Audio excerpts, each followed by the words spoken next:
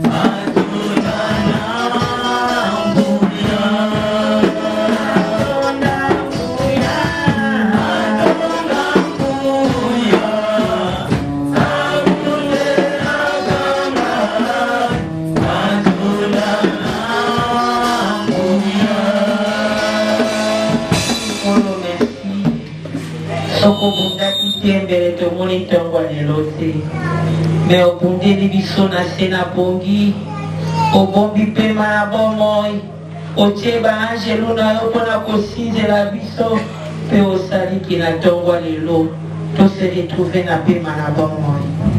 Merci Seigneur parce que Ésaïe 56 verset 1 à 2 olobi bosakanela mokolo na sabato te.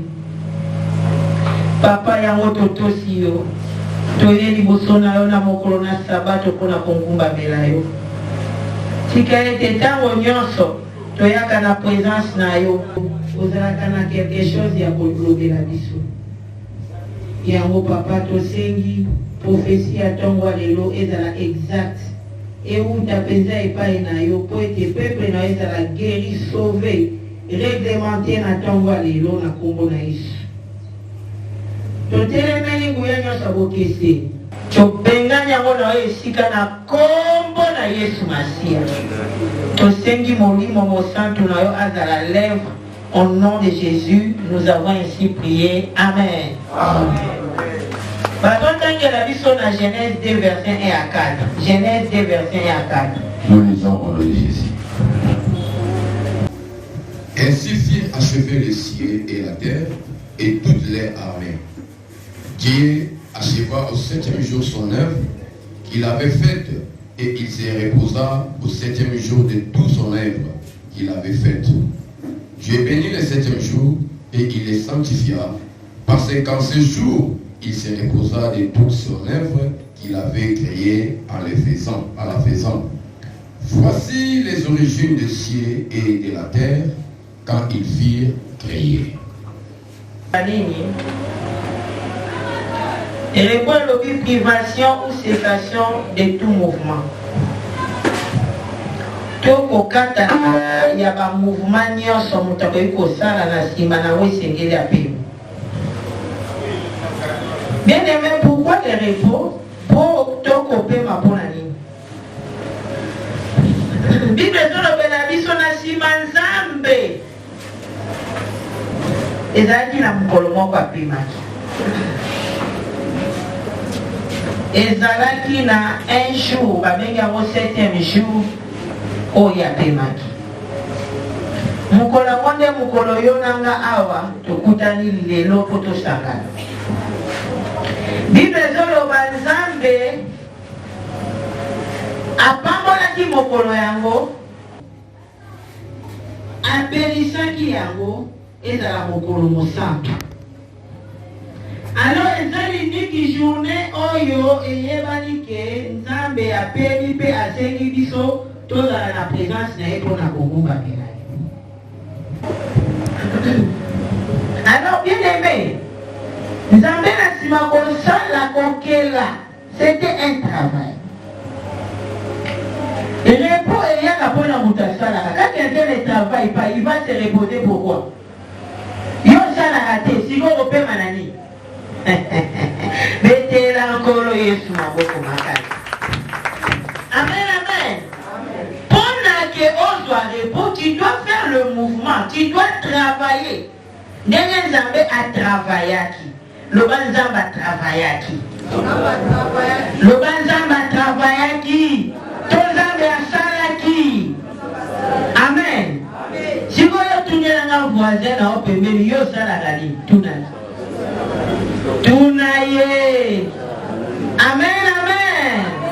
Bien aimé, le Seigneur a travaillé. Biloko nzambe asali emonani na miso ya bato. Bikela munyoso nzambaki. Donc, c'est-à-dire, il y a une double action de travail au nzambe asalaki. D'abord, il y a un travail spirituel. Et puis, de deux, il y a un travail manuel. Il a fallu nzambe azala nzambe atonsama na nguya molimo mosa po ye akoma na makoki ya kokela bikela munyonso lobelanga amene. Donc il y a des travail au nzambe asalaki pona akela bikela munyonso yambo il a fallu azala na rempli du Saint-Esprit azala na nguya ne pakwa binakati na ye po epesa ye makoki ya kosala mosala wana ya kokela bikelamu nyonso bie bizali komona na bie bizali komona na te. Lobelanga amen, amen. Alors, bien aimé, ce qui Nzambe moko a utilisé double travail spirituel et manuel, tout le travail de ses mains, pour que le 7e jour appelle. Maintenant, toi, qu'est-ce que tu fais pour que tu aies un repos? Parce que le repos est rien qu'à la sima, tu ne travailles pas, tu ne fais rien, mais tu t'attends à un repos, tu n'auras jamais un repos. Lobelanga mene, lobelanga mene, et t'es encore le Alors nous devons travailler tel que notre Père a travaillé. Bible zolo baba o nyonso bazokamba na molimo santu babenga bibana na Nzambe. Alors tango yo benga bimwana na Nzambe esengeli ozala ndenge tatano azalaki. Azali plutôt. Notre Père a travaillé pendant 6 jours, le 7e jour il s'est reposé. Il a utilisé deux formes de travail spirituel et le travail manuel ou le travail de ses mains. Parce que Yonanga Tozali l'ouvrage de main de l'Éternel. Banzete Nyoshe l'ouvrage de main de l'Éternel. Ça c'est un travail manuel ou un travail de ses mains. Mais il y a un travail qui a précédé un travail spirituel. L'obéli amen. Ce qui a rempli la puissance de Gouyate, il s'est pas fait à ce que Azalan Zambe, Azalan Gouyate Zalanakatnaye, ignorait pas les œuvres de ses mains. Donc il a travaillé doublement, spirituellement et physiquement. L'obélanga amene. L'obélanga amene. Alors toi aussi pour que oye banakozwa misala ya maboko na yo, tu vas aussi travailler doublement. Yaba bazotangela biso.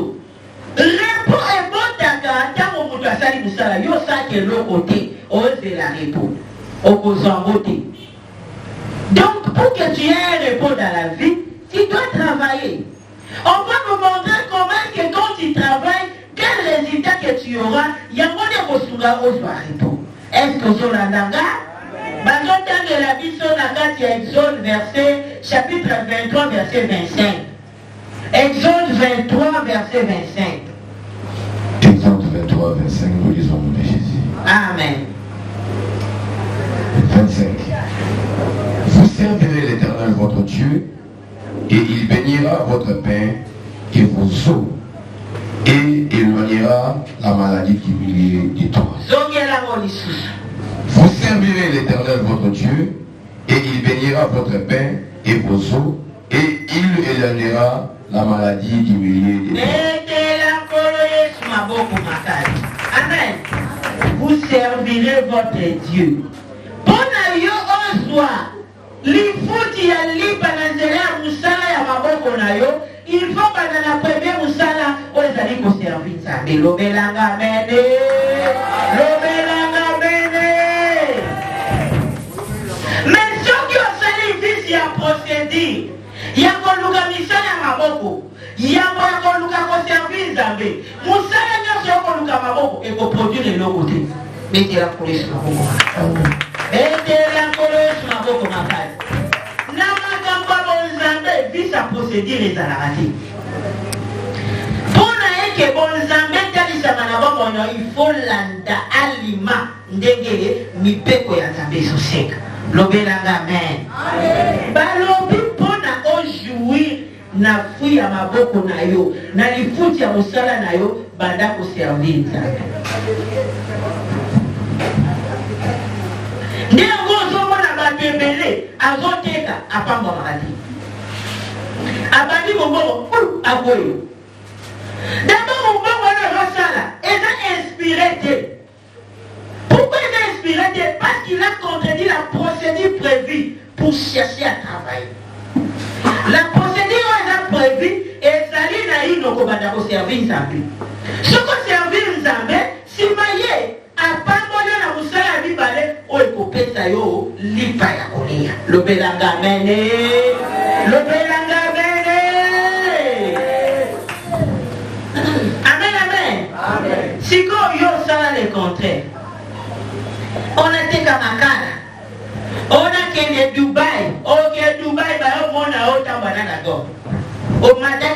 pas mal.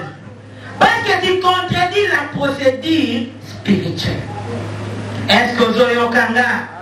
Est-ce que vous avez un kanga? Nous tous les problème. En tout cas, merci à ma baronne à Dongo.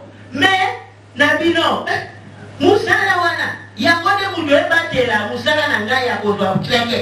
Son a dit en côté, mais ma caméra se dit. Betela Koloye sur ma boue pour ma caille. Amen. Nalobi Adamu Tukezate Nakoya na façon nyoso. Ata Nakoya na gizi, toye na gizi. Nakomi to na komite. Betela Koloye sur ma boue pour ma caille. Amen. Pona na lingite na kwenya. Makambo nzambe ezalaka na lolenge ya kolandela yango. Une fois kaka yo mekiko palola yango na lolenge mosusu, tout ce que tu feras ne réussira pas. Est-ce que zolandanga? Est-ce que zolandanga? Sikoyo balobi na biso clair kuna pona okende kosala mosala ya maboko opambolama ojuir nango banda koservir nzambe. Si vous avez tout la manière au Tanani ou à la PV, tout la voisin, il y a des Christ existe au sein de tout la.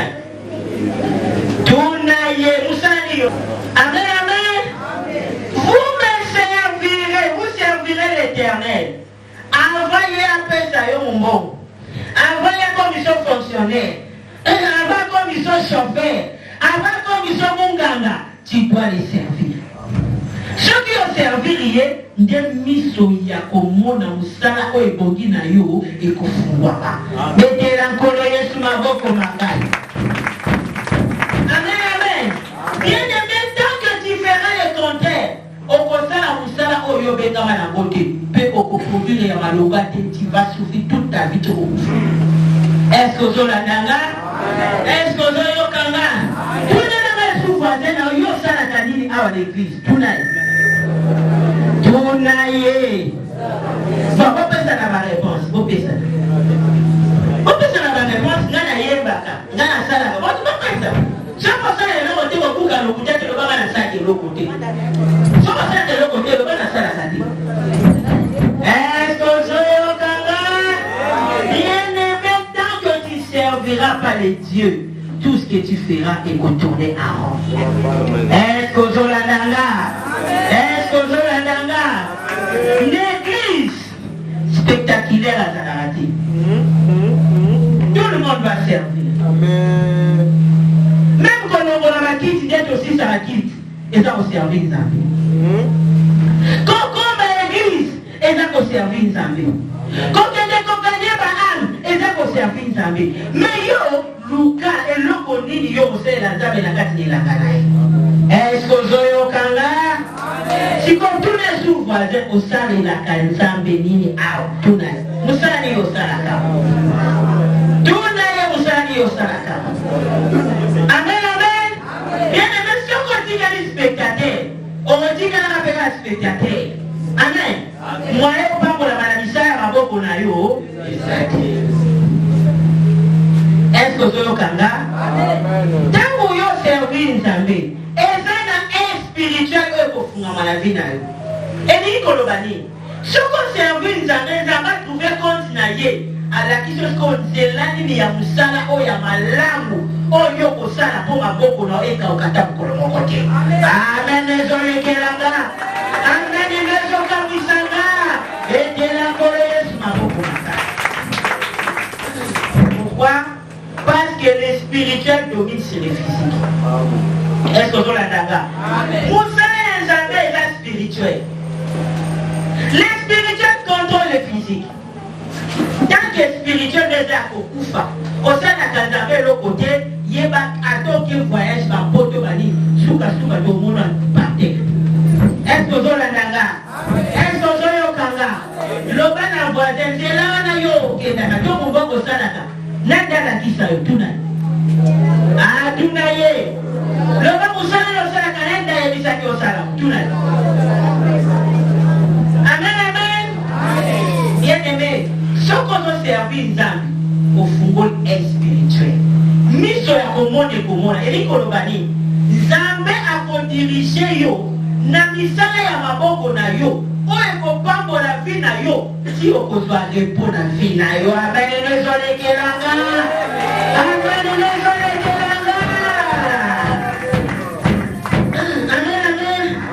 Nous avons plusieurs sortes de repos.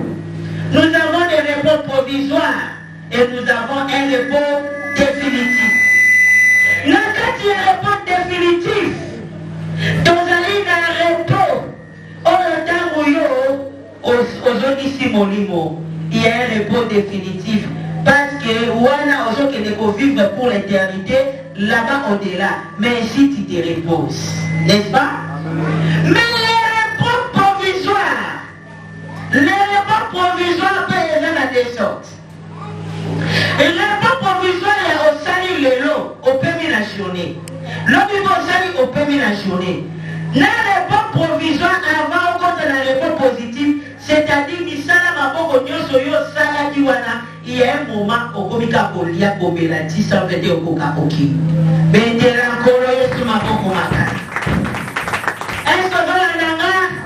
alors, pour que tu bénéficies du repos, tu dois travailler. Si on doit travailler, tu dois aller au besoin qu'à reporter. Comment on doit reporter? Mon tour va servir ça.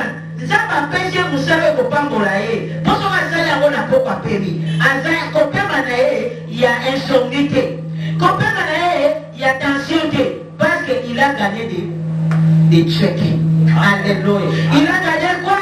De l'argent. Alors quand il se repose, Moutou n'a pas de tamboura. C'est pour qu'il faisait à ma bébé. Mais yo, on se regarde. Tu ne sers pas Dieu. Malgré que tu aies un travail, tu n'auras pas de repos. Parce que le moyen que tu auras sera insuffisant. Nabutou, au lieu de dormir, d'avoir le repos, tu auras l'insomnie. Amen, désolé que la grâce. Amen, désolé que la grâce.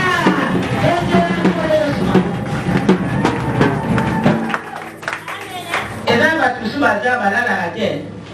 Mais souvent, à la bataille. Amen. Amen. Papa, si un bon moyen bataille, on va l'avoir à Osukawan. Mais là, on se souvient de ce que c'est un exemple de Batmalou, l'Arabie Saoudite. Moi, ton ça, déjà ma milliardaire au nom de Jésus. Ton ça, on a compris. Parce que vous savez, on m'a dit qu'il y a un milliard de Zayaka. Est-ce que vous l'avez? Parce que nous autres, ça va principe, il y a monde invisible. Nous autres, ça va principe, il y a surnaturel. Est-ce que vous comprenez, les gars? Il y a un gars.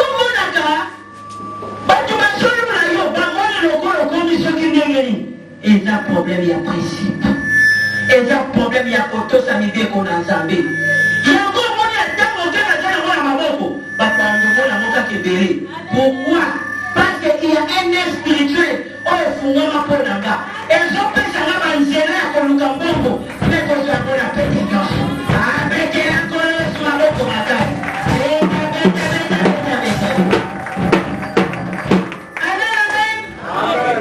Il y a encore bien aimé ceux qui ont ligué, ont dit que la table au loup, la bateau va servir à la mais dit, yo peut compter la danse.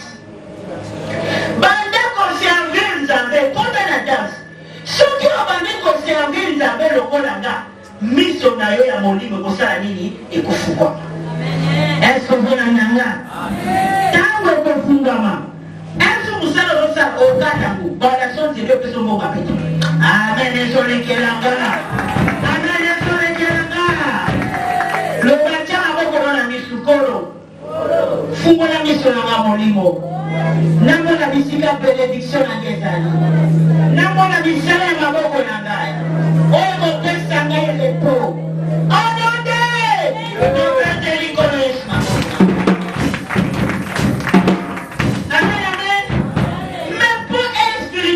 Ma condition est à servir Dieu. Amen, amen. Donc on a un tout sous à bondité. À monipacité ma pardon. Et là la moto sa principe. Amen. À bondité, à nyopabilité, à salinité, à gravité. Mais il est béni.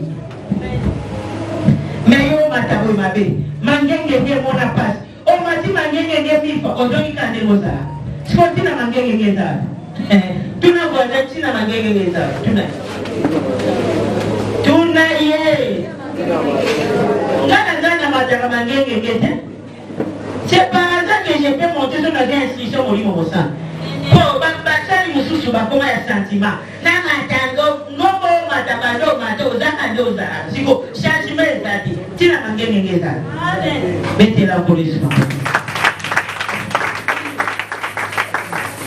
bien aimé loko kosunga yo ezaka ka botosi ya posséder ya bibeko na nzambe soki ozo transverser kozosa le contraire yebaka ke le contraire nde banda kozalaka partage na yo amen ezokamwisanga donc soki ekosi onzamba lobi ovoi oyo nzamba azolakisa olandi te osali le contraire obanda obuka mpe le contraire est ce que ozocomprendre nga mpona yo oyeba oyo nzambe atinda osala mokili le travail de tes mains oyo ekomemela o repos ya chaque jour d'abord oke obimi nzambe apamboli yo na mwa 10 000 bana ofuteli minerval na pokolali pogia babebe mpona ozwa mosala wana banda koservir nzambe est ce que ozolanda nga mpona obénéficie na mosala parceke ndenge toza boye biso so toza sense ya kozwa na nzela moko te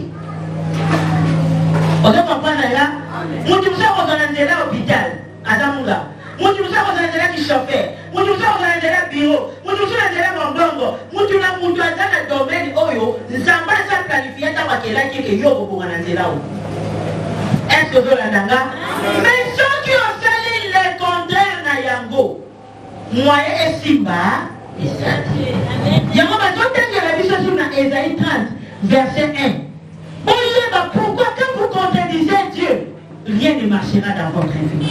Daniel sur Ésaïe 30 verset 1.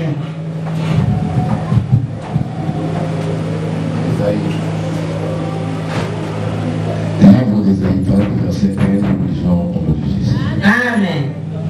Malheur dit l'Éternel aux enfants rebelles qui prennent des résolutions sans moi et qui font des alliances sans ma volonté pour accumuler péché sur péché. Amen, amen. Tu contredis Dieu, tu fais des choses de ta manière. Il n'y a pas que ma communion sur ça en dehors de Dieu, c'est le péché. Amen. Ça, je vous dis. Autant que mon bon on n'a pas dit là que tu pêches.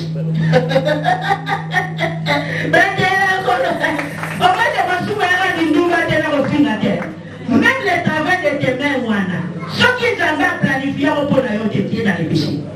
Amen, les gens les guélards. Amen, les maisons comme Wissanga. Toute chose que tu fais qui contredit Dieu, c'est un péché. Même mon salaire au compte, mon bon au salaka. Ce qui est dans la volonté en zambété, aux autres sous mon kayaya. Tu pêches. Alors la Bible nous dit le salaire du péché, c'est la mort. Tant que tu feras toute chose qui est en dehors de la volonté de Dieu, tu pêches. Est-ce que vous l'avez là?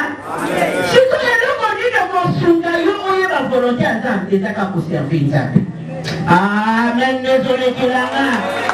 Amen, désolé qu'il a là. Bien aimé, nous connaissons ce lien, ni qu'elle a vu sa toilette. Amen. Amen. Somba javel, somba monika toilette, tant qu'on va dans Zam, on va encore sur la kitoko, toilette propre, vie de nos parois. Amen, les gens les Kelanga. Amen, les gens qui s'en. Pour servir les amis, dans le protocole, il y a un petit travail ici à l'église. Au milieu de la date, on a des temps où on a comme église. Est-ce que ma quantité de Jésus est en tout? Il y a déjà passé par Bogi sur les quatre. Au ventre. Amen. Nous devons dire ça. Ceux qui les ont vus à échanger, vous avez battu au Tongaya. Amen, amen. Tant de gens commis le lait de Banda Pambouama. Mais tant que Banda Kobogi ça va vite, il va aller au Kipete. Amen, amen. Bien aimé. Tant que vous avez servi les embêtés, nous avons au Kotouniako. Ça, je vous dis. Amen. Donc, il y a un moment où la Bible, dans la combien on dit, vous servirez l'Éternel. Et à Kopambo la mystère ya mabo kuna pino. Est-ce que vous avez kanga? Mystère ya mabo ya Kopambo la. Oyo yemoko abongisa yo sala na sena mo. Soki au servir ye miso no komona bisika misala ya cheke ya malonga evandi. Amen. Ezolekelaka. Amen. Ezokabisanga. Amen. Amen. Mingi bakufa na accident. Babenga ojo za la chauffeur bisala sa. Babenga ojo za la pilote otiki mokili. Babenga ojo za la munganga nyoso compliqué. Batu bakufa à l'hôpital na yo. Ti mu ko so yo kanga. Tout ça pourquoi?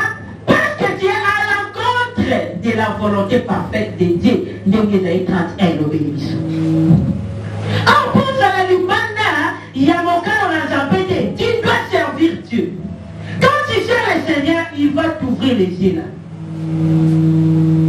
Nous on a qu'à sur mon bon à Dubaï. Il y a un ça. Il y a retourné avant. Il y a quelqu'un à Dubaï, elle a reçu l'église. On peut s'appeler partenaire à l'église. Tout le monde est calme. Il faut de retien. Non. Tu dois faire un sacrifice pour te donner la table des temps. Mettez la police. Amen, amen. Il y a mille façons de servir Dieu. Avec ton argent, tu peux servir Dieu. Tu peux servir Dieu. Bien aimé, il sert à Nzambe de la ligne. On sert à Nzambe de la ligne. Mon on a été à Basiandumba. Mon on a été à Bokenelelo, là, tu peux le changer. Bilama, un dernier au changer. Ils ont profité de la ligne. Tu n'auras pas les repos. Tant que tu produiras ce que tu reçois d'abord à Banzela, il y a Mignoko. On nous dit la place aussi de l'autre côté.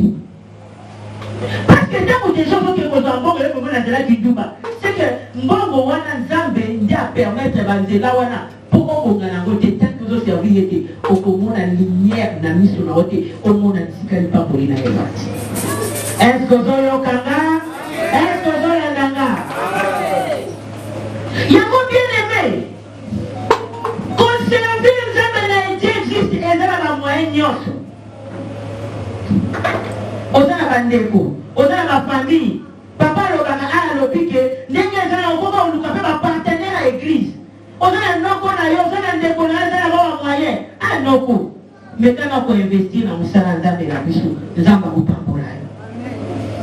Mbonga se uti na yote na wewe uti na mutu yo kede ko senga service pour contribuer à l'église. Amen. Amen. Il y a multiples façons de servir Dieu à l'église. Il y a un qui a lobby. Ceux qui n'ont pas qui vont éviter. Vous voyez comme tu as 6 000 micros, mais à la est-ce que vous voyez? Qui se soucie de maman là? Non. Quelqu'un qui a ta provision là? Non. C'est une façon de servir Dieu. Amen, amen. Amen, amen.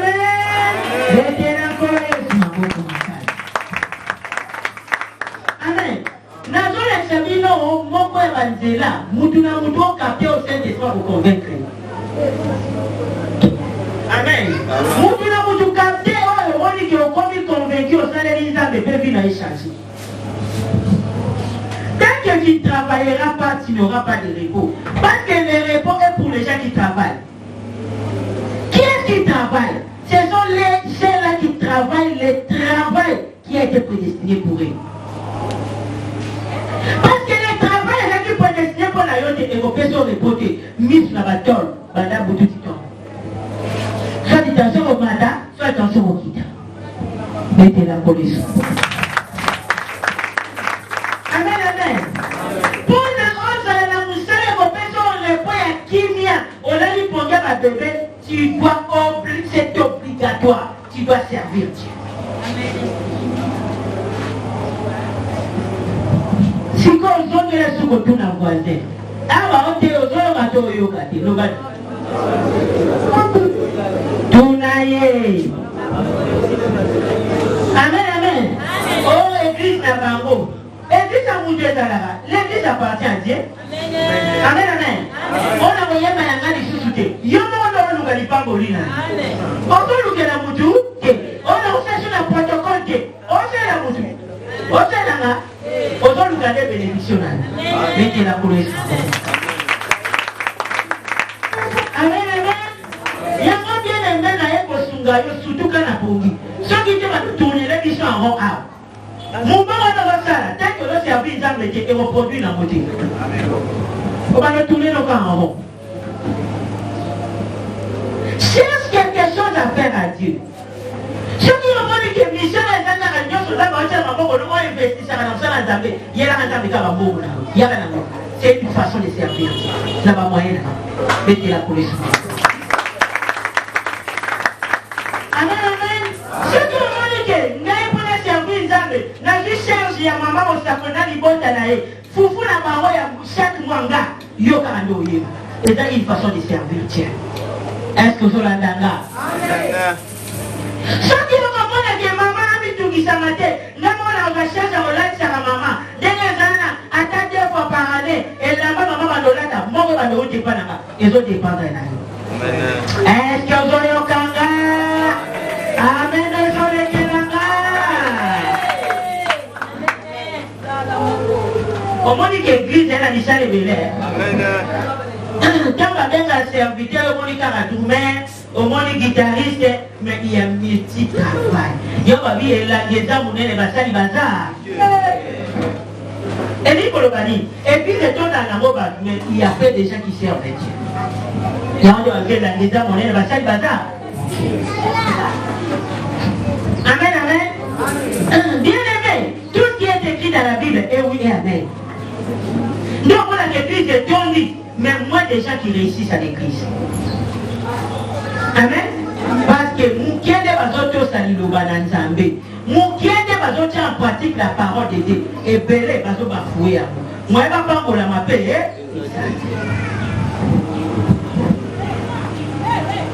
Bien, maintenant, la version 2022.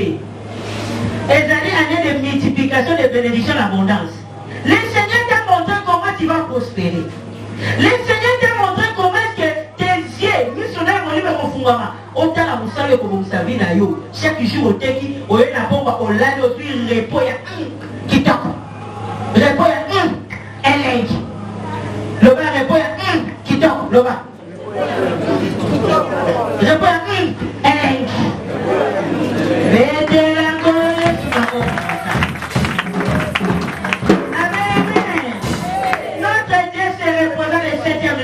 Et voilà les résultats de son repos. Nous sommes là dans sa présence pour les louer.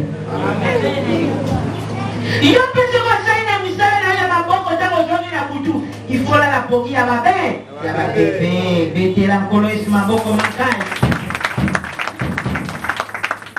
Et bien, tous là, on a refoutu la banane minervale, une dengue, et pose la question à Poutou à nous servir la bébé. Amen, les gens étaient là. Si vous avez un abandon, vous avez un souga. Zamba lobby, on va le poser question à Tchokufa. Si vous servez. Na refoutu la nani minervale, na rotika. Tant que vous servez, Zamba était question à Tchokufa de la vie. On va nous répondre à la vie. Vie de Zamba. Zunguluke, pas de réponse. Zunguluke, Ote Kakakime, Zanga, Zunguluke, Zunguluke, Osala Kabongo Malongate, Zunguluke, Kakabongo Tiliwa. Tiliwa. Tu n'auras pas de repos. Tu n'auras pas. Ça va d'ailleurs, tu n'as pas Dubaï, tu n'as pas France, Paris, mais tu manqueras de repos. On t'en sait, Mati, on t'en sait, Boulouké. Et tu es encore les smains.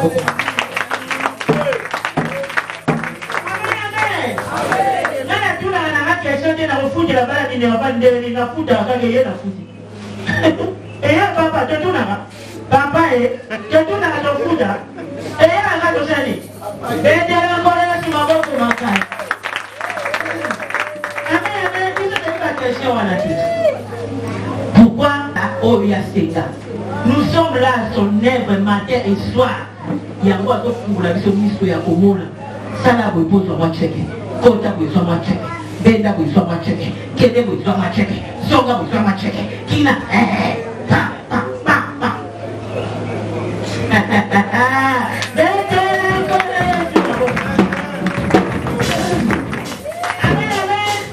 Parce que miso ya kumona efungwani. Et donc efungwani biso miso ezaka ko servir ya kujezani ya bébé. Amen amen. Si vous tu n'as pas dit yo la qui deni le tu n'as. Tu n'as yé. Et là on se va la qui va tolo va tanga mo bana ba bandela ka otanga ba libo. Ça va c'est un fois ou bien c'est un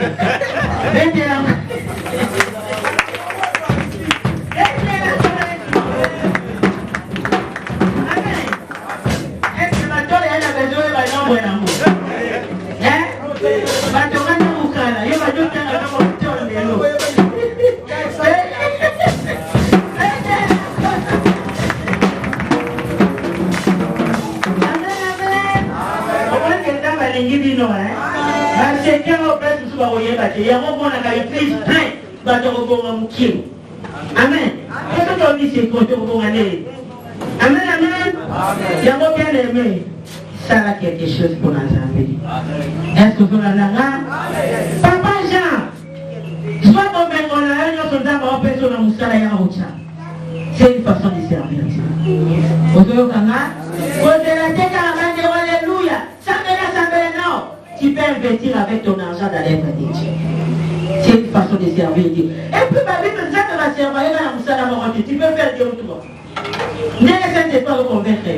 Au moins dans le protocole, on a fait partenaire qui a soutenu un matin. Amen. Il y a mis du travail. Bon, monsieur le gagnant, non. Dans le temps, pour aller sous, tu gagneras de l'argent de gauche à droite, de l'ouest à est, de nord aussi. Il y aura midi fois source de bénédiction aux hommes. Levez la main. Levez la main. Le bal de là aux tambours et à la mort de l'Oba. Sungayo, l'amour à la pongi. On a la besoin d'un repos. Tant aujourd'hui n'a pourquoi. On a la pongi à ma bébé. L'homme ici sont bénis dans la chaîne à l'Islam sur le repas mon ama. Aujourd'hui on a les pongi à ma bébé et pas qui tombe. Tu dois servir Dieu. Amen. Tu dois faire quoi? Servir Dieu. Le bal a voisin. Yaya. C'est l'antan. Le bal. C'est l'ensemble. Son idée. Au moins, on a eu au repos. Au repos.